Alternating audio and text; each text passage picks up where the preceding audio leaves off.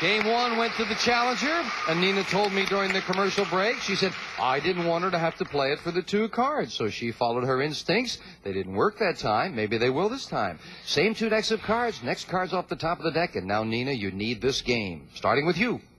Nina, a lot of women really enjoy watching the soap operas. You've seen some of the soap operas on our television, right? Which ones are they? The afternoon dramas. Oh, no, I haven't been in.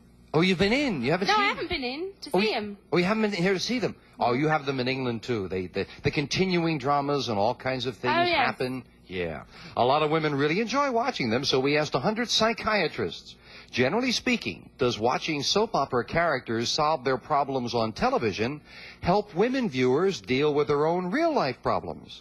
How many psychiatrists said, yeah, watching a soap opera does help a woman deal with her own real-life problems? Well, that's quite difficult, really, because I think a lot of women do watch these soap operas, and they like to relate themselves to the characters on the television. They like to think, oh, if they deal with their problem in a certain way, they like to be able to copy them and maybe solve their own problems.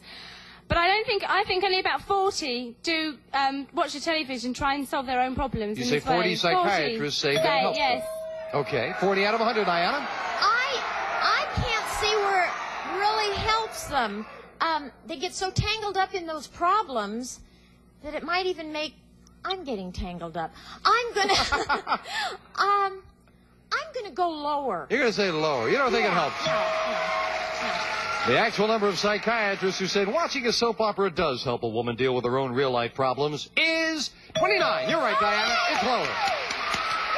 And Diana starts off game number 2 with a 5. No, change it. Winning the question, you can change it. It becomes a 10. Lower. Lower than a 10. Yes, a 7. Oh, freeze. Freezing it right there. Question 2 goes to you, Diana. Diana, we asked 100 bachelors. Could you cook a decent meal from the food you've got in your refrigerator right now? How many bachelors could cook a decent meal from what's in their refrigerator? Peanut butter and sprouts casserole, probably. I'm going to say, I don't think so. That's going to be pretty high. I'll go... How many could cook a decent meal? Oh, see? Could. I'd say 15 say they could. 15 out of 100. Nowadays, bachelors, they say in the world that men make the best chefs, so I'm going to say it's a higher number. So you figure they've got all the ingredients waiting there, right? Yes. 15 and higher. She's got faith in the bachelors. Some of the things in there are alive, and if they can kill them, they could cook them. The actual number of bachelors who could cook a decent meal from what's in their refrigerator is 72. Nina's right. Okay, it is higher. They are good chefs. And Nina, you've got a 9. Please don't change the card. You may indeed. To a queen. Okay, I'll go lower. Lower than a queen. Yes, a 7. I'll freeze to be safe. We have a tie. Both players have a 7, and question 3 goes to you, Nina. Nina, we surveyed 100 prison inmates who are currently serving time in San Quentin prison. And we asked them, if you saw the perfect opportunity to escape, would you make a break for it? How many inmates said, yeah, they'd make a break for it? Oh, well, actually, if you do escape from prison, there's a high risk again of getting caught, so you might spend all your life hiding again because you don't want to get caught and you get put back for maybe even double the time. So I think at first they'd agree on it and they might want to escape, but then they think about it and it wouldn't be a very high number. I say about 20. 20.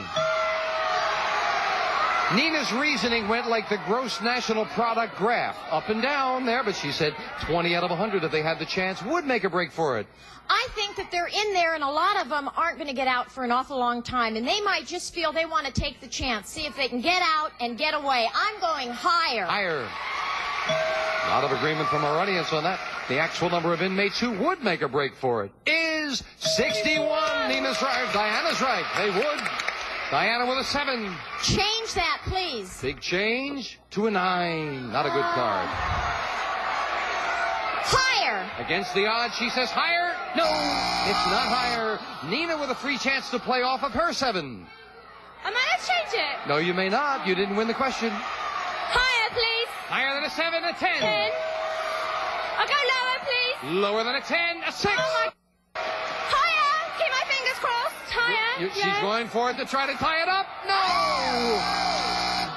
I had to double check. I sometimes have trouble hearing what you're saying there, Nina. Now we fill in the spaces. Sudden death. Someone has to win it on this play of the cards. Nina with a 7 needs 3 cards. Diana with a 9 also needs 3 cards.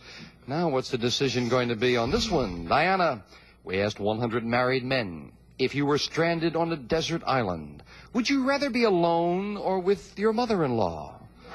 How many married men would rather be alone? I think they would rather have the peace and quiet and not listening to the mother-in-law saying, see, if we hadn't come, we wouldn't be in this mess. Everything would be okay. So I'm going to say that is a relatively high number. I'm going to say 60 of them would rather be alone. 60 out of 100 would rather be alone, Nina. I'm going to say, I mean, you can get bored on a desert island. There's nothing to do. You can always go for a sunset. But if you sit with your mother-in-law, she's going to bore you even more. So I say it's going to be even higher. Even higher than that. The actual number of married men who would rather be alone is 56. It's not higher, it's lower. Diana gets control this time. Diana, play it or pass it. No, it's yours, Nina. She's going to pass it. Okay, Now, Nina, you must get them all or it's all right. over. Okay, I'll say higher. Higher than a 7. No, a 3 is not. We have a new champion as Diana wins it. Getting control is sudden death. And Nina, you have been a delight. We've had a lot of fun kidding with you. I hope you enjoyed it. I enjoyed it. Okay. And you've got a couple $100. Yes, Enjoy your exactly. vacation. Thank you very much. Thank you, Nina. Nina Singh. Thank you. Diana Dalloway, come on down with me, and we'll be right back for the money cards right after this. Congratulations. Thank you. I think you helped me out.